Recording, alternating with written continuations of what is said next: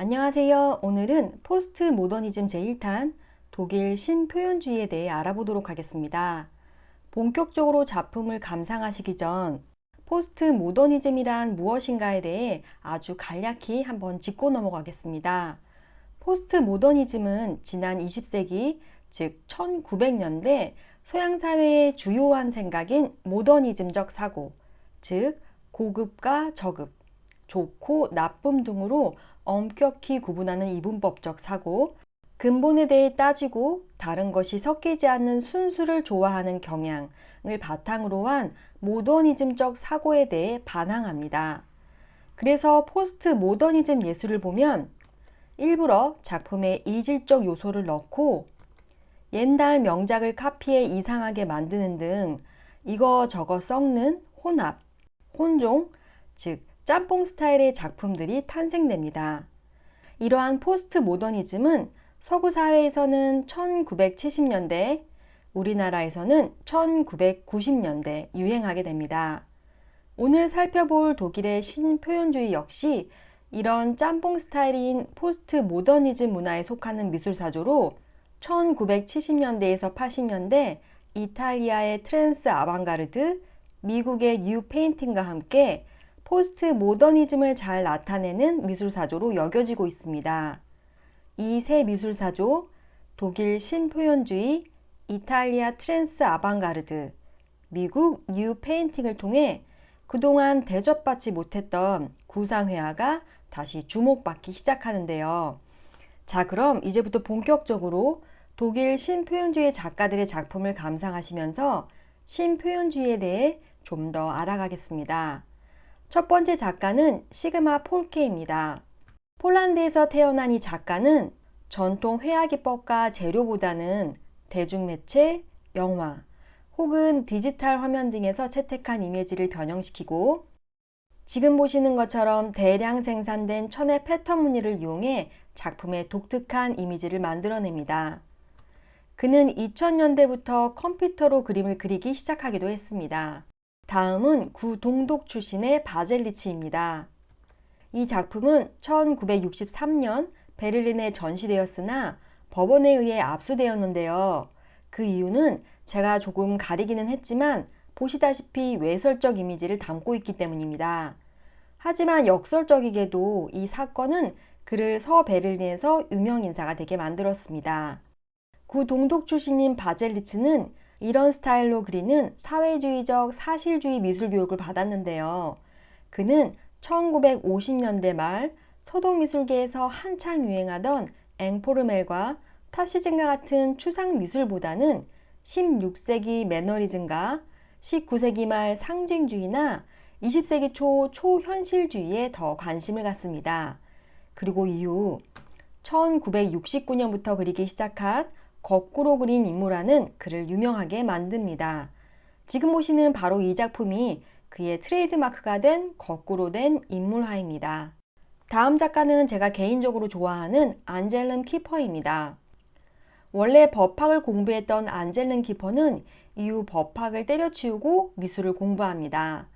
그는 자신의 스승이었던 요제프 보이스와 마찬가지로 독일, 게르만 민족의 신화, 역사 등을 자신의 작품에 많이 사용했는데요. 특히 당시 독일 사람들에게는 매우 터부시되었던 나치나 홀로코스트에 대한 이야기를 자신의 작품에 다루어 많은 비판을 받기도 했습니다. 하지만 그가 이렇게 작품을 통해 표현한 독일의 감추고 싶은 역사 다시 읽기는 나치 정권 당시 부패한 도덕 정신과 그로 인한 전쟁, 그리고 그 전쟁으로 인한 폐허의 과정을 보여주었습니다. 그리고 이를 통해 그 당시 희생자들의 상처를 제대로 보게 해줘 그 상처를 치유하게 해주었다는 평가도 받고 있습니다. 때로는 잘못한 일에 대해 침묵하는 것보다는 그것에 대해 말하고 표현에 드러내는 것이 필요할 때가 있습니다. 계속해서 그의 작품을 감상하시겠습니다. 지금 보시는 이 작품은 그의 마가레테와 슐라미트 연작 작품으로 젊고 아름다운 여인 마가레테는 독일인을 상징하고 그녀의 상대역 유대계 신 슐라미트가 대조를 이룹니다. 그리고 이러한 대조를 통해 나치 시대 아우슈비츠의 공포를 보여주려 하였습니다. 앞서 말씀드린 바와 같이 이렇게 키퍼는 당시 독일 사회에서 금기시하는 도발적인 작품을 만들었는데요. 그 이유는 금기에 도전하고 아픈 과거를 들춰내므로 역사에 대한 새로운 인식을 불러일으키고자 했던 것입니다. 계속해서 그의 작품을 조금 더 감상하시겠습니다. 탄호이저는 바그너의 오페라로도 유명한데요. 이 오페라는 기사이자 음유시인 탄호이저의 사랑과 배신, 그리고 속죄와 구원에 관한 것입니다. 이 오페라는 예술이 속죄와 구원을 추구해야 한다고 믿었던 바그너의 예술관을 담고 있는 작품으로 전쟁으로 인한 트라우마를 예술로 치유할 수 있다고 믿었던 안젤름 키퍼의 생각과 연결되는 부분이 있습니다. 그런데 한 가지 주목할 것은 유태인에게 바그너 음악이 금지곡이었다는 것입니다. 지금까지도 이 곡은 이스라엘에서 금지곡인 것으로 알고 있는데요. 이 곡이 금지곡인 이유는 바그너가 유명한 반유대주의자이기도 했고 히틀러가 바그너를 매우 좋아했다고 합니다. 특히 바그너의 곡 순례자의 합창은 나치 시절 독일 국가로도 사용되었고 유대인들이 가스실로 끌려갈 때 듣던 음악이라고 합니다. 다음은 A.R. 팽크입니다.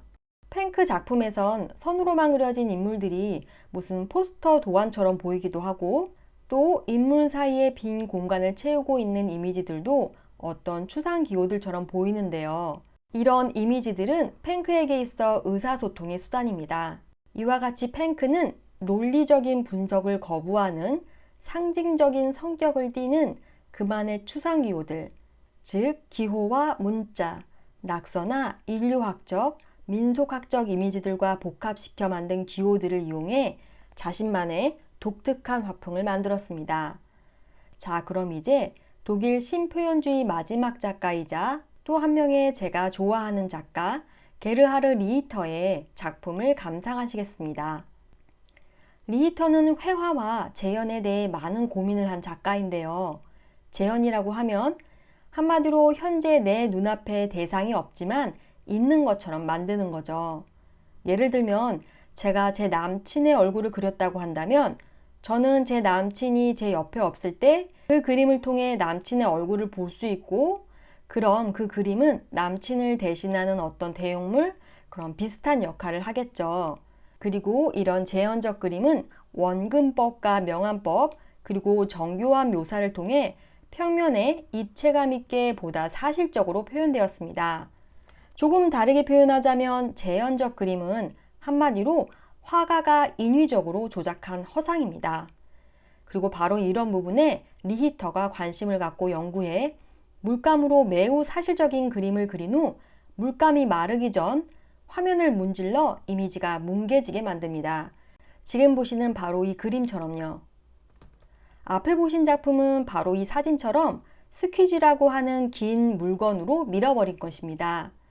그런데 아무리 열심히 그렸어도 덜 마른 물감을 밀어버린다면, 즉 만약 그림이 인물이었다면 이렇게 막대기로 밀어버림으로 인해 인물이 불명확하게 보여져 뭔지 모르게 되죠. 그렇게 되면 재현적 그림의 목적, 즉 그림을 보고 내 남친을 떠올리는 일은 불가능하게 됩니다. 바로 이 부분에 리히터가 관심을 갖고 자신의 작품에 표현한 것입니다. 계속해서 그의 작품을 감상하시겠습니다. 한편 리히터는 초점이 나간 사진처럼 보이는 이런 작품을 제작하기도 했는데요. 이 그림의 주인공은 그의 두 딸 중 한 명인 베티로 이런 그의 작품에 대해 미술사에선 사진과 회화를 교묘하게 잘 섞었다라고 평가합니다. 즉, 사진 기법을 이용해 사진 같은 회화를 제작해 사진과 회화라는 서로 다른 분야를 잘 짬뽕시켰다는 것이죠. 오늘 우리는 독일 신표현주의에 대해 함께 살펴보았습니다. 미니멀리즘 작품과 같이 지나치게 초월적이고 내적이고 지적인 미술에 대한 반발에 나온 신표현주의는 감각적이고 거칠고 투박한 터치를 이용해 이전 시대에 무시되었던 구상미술을 다시 관심받게 만듭니다. 그리고 이런 작품은 이전 시대 미니멀리즘 작품에서 느끼지 못한 상상력과 강렬한 정서를 자극하였습니다. 그럼 다음 시간은 비슷한 시기 등장한 이탈리아의 트랜스 아방가르드에 대해 알아보시겠습니다. 지금까지 함께 해주셔서 고맙습니다.